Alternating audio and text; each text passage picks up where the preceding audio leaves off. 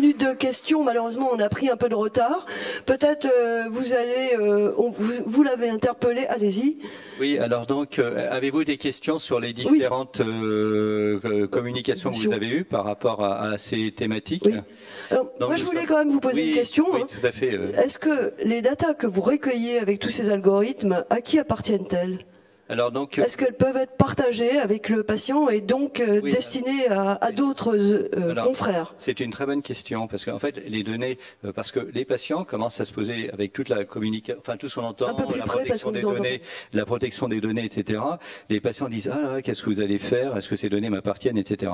Alors effectivement, ces données sont protégées. Normalement, on a des protocoles. Alors dans l'unité qu'on a, il y a une personne qui est responsable justement de la protection des données et qui est chargée justement de veiller à ça, mais c'est effectivement très important, la protection des données.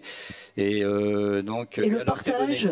Les données sont, puisque on est dans du e-learning, donc on est obligé. Les données arrivent au centre de recherche et développement qui ont pour but justement d'incrémenter le fonctionnement des appareils. C'est comme ça. Effectivement, tout doit être cadré. Par exemple, lorsque les données arrivent au centre de recherche et développement, il doit y avoir une trace de ce passage qui doit être mis quelque part sur un registre, etc.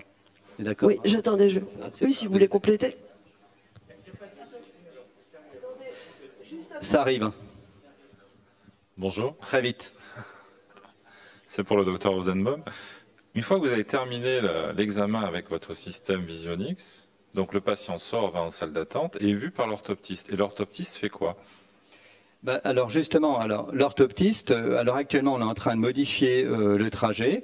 Donc l'orthoptiste, alors il manque encore par exemple un élément qu'on va rajouter bientôt, qui va être l'histoire de la maladie, les antécédents. Donc il y a tout l'interrogatoire du patient, mais ça par exemple sur ce VX, ça va être mis assez rapidement. Et ce qui fait que justement, c'est pour ça que le rôle de l'orthoptiste, ce que je disais tout à l'heure, va se déplacer petit à petit. Et ce qui est actuellement manipulé par des auxiliaires, etc. Pardon? Il va disparaître. Je pense pas que non. Mais alors l'autre problème, c'est que soit ils disparaissent, ou soit ils prennent un rôle beaucoup plus important. Oui, c'est ça.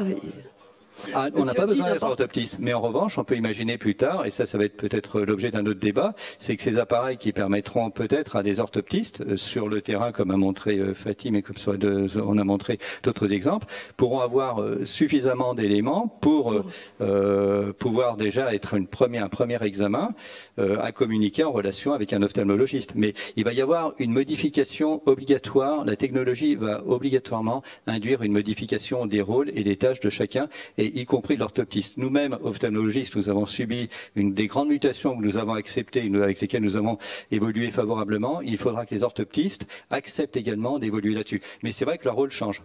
Mais... L'optométrisation à l'américaine des orthoptistes.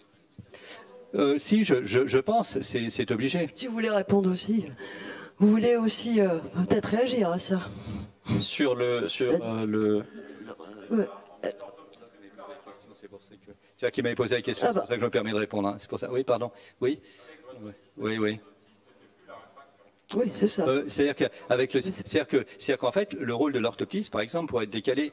Vous avez vu la manipulation là sur la tablette de la personne.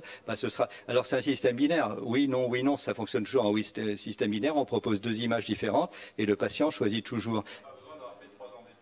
Non, absolument pas. On n'a pas besoin d'avoir fait 3 ans d'études. Mais jusqu'à. Est-ce qu'on n'a pas un risque d'évolution de l'orthoptiste en France vers un système à l'américaine, comme pour les optométristes? Si, bien sûr. Ils se chargeront de l'ophtalmo médical, en gros. Absolument. En gros, ça peut être ça, effectivement. C'est une des possibilités. Alors jusqu'à quel moment ça fera? Après, on verra la déontologie. Monsieur demande, est-ce que c'est bon pour nous? Alors, est-ce que c'est bon pour nous? C'est-à-dire qu'on va... Oui, ophtalmo. C'est-à-dire qu'en ce qui nous concerne, il faut s'attendre, puisqu'on ne peut pas aller à l'encontre du progrès et de l'évolution des techniques. Et une grande partie des tâches manuelles sont maintenant électroniques, mais le rôle, comme l'a dit tout à l'heure, comme tout le monde l'a dit, le rôle de l'ophtalmologiste, quand même, en tant que contrôleur du système, d'expert du système, va être toujours présent. Et mais on aura besoin de moins d'ophtalmo aussi, parce qu'il faut... je pense qu'on est obligé de projeter à long terme, et c'est avec Pascal un préambule l'expliquer. Vous aussi, vous êtes menacé. Oui, mais le rôle d'ophtalmo va être beaucoup plus important parce qu'on fait beaucoup plus de choses maintenant en chirurgie, en technique chirurgicale. Il y a beaucoup plus de choses qui vont être... Donc c'est une évolution de vos métiers à vous aussi. Il va y avoir une évolution de tous les métiers. Oui, vous vouliez compléter, pardon. Non, je pense que ça pourrait évoluer un jour. La réfraction, on n'a plus besoin d'ophtalmo non plus. On va faire ça dans un supermarché et puis peut-être à la sortie de pompe après avoir pris le plein, parce que c'est pas important, la réfraction. Non, surtout pas dans les supermarchés. Ça, nous, on veut pas, mais beaucoup d'ophtalmos ne veulent plus faire de la réfraction depuis très longtemps. C'est un truc, ils ont la gale quand ils touchent, ça leur gratte.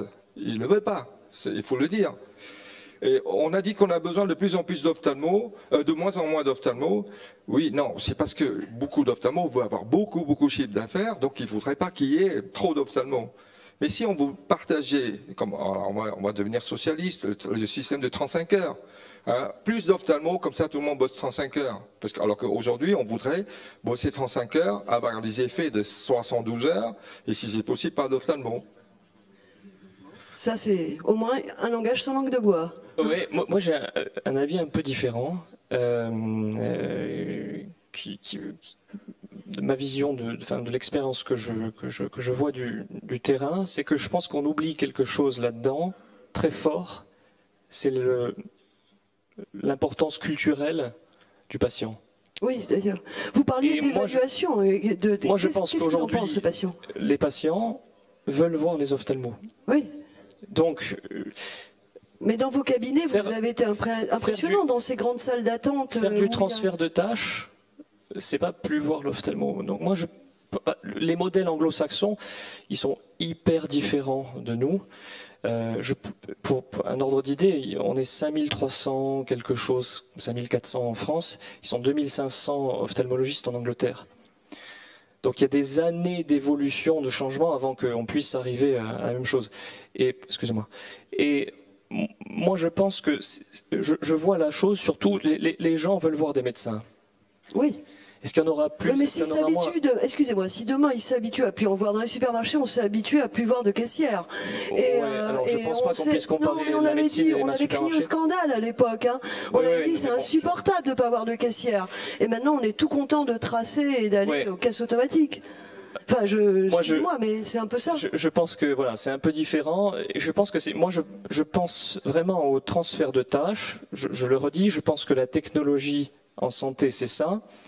Prendre une tâche complexe, coûteuse, qui nécessitait un bagage scientifique, technique complexe, et en faire quelque chose de simple pour tout le monde. Mon arrière-arrière-grand-père goûtait les urines des diabétiques pour savoir s'ils étaient bien équilibrés.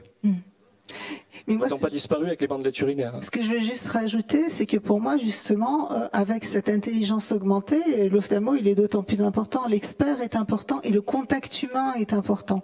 Donc je pense que il va y avoir toutes ces analyses qui vont être beaucoup plus rapides, toutes les choses qui sont compliquées, finalement laborieuses, et au contraire, vous allez avoir un contact meilleur avec votre patient et de qualité. Et le patient, c'est ce dont je parlais, c'est le patient, il est au cœur du système. Mettre le patient, personnalisé, c'est ça l'idée. Bien sûr. Et alors, heureusement, en ophtalmologie, on n'a pas goûté des urines des patients. Mais bon, c'est au moins un privilège de ce métier. Vous n'avez pas fait la guerre. Hein. Mais c'est vrai que l'imagerie, enfin tous les apports nouveaux apportés par l'imagerie et par tous les données techniques nous permettent d'avoir un meilleur dialogue avec le patient, dans la mesure où, par exemple, vous dites, tiens, je vous donne un exemple. Ah, bah, vous avez de la cataracte, monsieur. Ah, bah, moi, j'ai mes lunettes. Ah, bah, vous avez une cataracte. Je suis chirurgien, je connais bien. Donc, mais là, regardez, monsieur, regardez, ou madame, vous avez cette cataracte, vous la voyez. Donc, c'est une autre façon d'avoir un langage plus, à la limite, meilleur avec le patient, dans la mesure où on intègre, on le prend en sérieux, on lui montre les choses que nous voulons, donc que nous voyons, et c'est quelque chose de nouveau, parce que le patient voit ce qu'on voit, et ça change complètement, et ça améliore, je dirais, le rapport. Et comme tu disais, le temps qu'on gagne avec ces appareils nous permet d'avoir plus plus un contact meilleur avec le patient. Et par rapport aux tâches, par exemple, franchement, je pense que je ne dois pas être le seul à qui des patients nous disent tiens, c'est ce que je viens de dire à votre collègue en parlant de nos orthoptistes. Je ne sais pas si pour vous on le fait, mais déjà pour les patients, ils voient des différences, mais c'est pas très important. Merci. Une question là. On va essayer de faire des réponses courtes pour en prendre le plus possible en 5 minutes. Bonjour à tous. Je m'appelle Paloma Taillou. Je vous remercie pour ces brillantes présentations. Et en fait, il y a des points qui ont été évoqués justement sur la question de est-ce que l'intelligence artificielle va remplacer l'ophtalmo. Il y a beaucoup d'éléments qui ont été abordés et je pense qu'il y a un élément important qui n'a pas été, et permettez que je le partage avec vous, parce que je ne suis pas ophtalmo, mais je travaille sur la transformation digitale et intelligence artificielle. Donc en fait, il y a un élément qui est réel, c'est que l'intelligence artificielle n'est pas amenée à remplacer. C'est biaisé que de dire que les individus ont besoin d'interagir avec des hommes. C'est biaisé de le dire parce que personnellement, j'ai connu quand j'étais enfant, je me souviens, il y avait le téléphone fixe à la maison et progressivement j'ai eu le téléphone portable. Mais ma petite sœur, elle a connu que le téléphone portable. Pour elle, c'est inconcevable d'utiliser un téléphone fixe. Donc, c'est biaisé de le dire. Je pense que, comme vous l'avez fait remarquer, il est très très possible que dans quelques années, des personnes qui n'auront connu que la machine soient habituées à la machine. Mais en fait, la réalité, c'est que l'ophtalmo, le rôle de l'ophtalmo, comme vous avez dit, ne devient pas qu'important, mais le rôle de l'ophtalmo va être modifié. Donc c'est ce qu'il faut vraiment retenir, c'est qu'on va avoir des ophtalmos intelligents aussi, enfin intelligents augmentés. Donc voilà. Je pense vraiment que je pense que vraiment que. Désolé, c'est la dernière réponse. On me fait des grands signes qu'on a dépassé l'heure, c'est ça. Allez-y, répondez. Non, pour répondre, c'est marrant, mais je pense que c'est pas du tout biaisé ce qu'on dit. Je pense que si vous voyez un jour un malade pleurer en face de vous qui a perdu la vue, allez voir Google et lui demander de pleurer en face d'une machine, je le vois pas pour demain. Moi, Madame Ulrich, de 91 ans, je suis depuis 10 ans, elle m'a montré ses photos de mariage. Son mari est mort à l'âge de 23 ans, sa petite fille est handicapée, etc., etc. Mettez ça dans une IA, on regardera ce qui sort. Je pense qu'on est encore loin du compte. Merci, c'est une conclusion pleine d'humanité pour un débat sur l'intelligence artificielle. Merci infiniment. Et on applaudit de façon nourrie nos intervenants. Désolé, je pense qu'il faudra prévoir un autre débat sur ce thème.